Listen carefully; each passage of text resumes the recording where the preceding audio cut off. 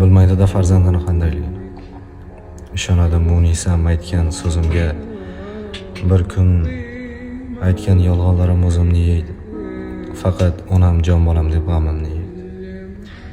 Aldamasam bo'lmaydi axir. Ichimdagi dardim aytsam kuyib ketadi.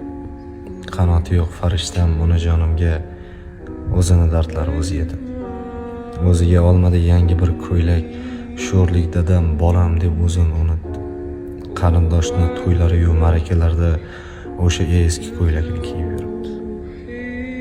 Erkakning omadi bilan o'ynashma, bu so'zlarni qaysi ahmoq uyalmay aytdi. Dadam topgan pullari sira omadmas. Hammasiga Alloh guvoh ko'rib turibdi.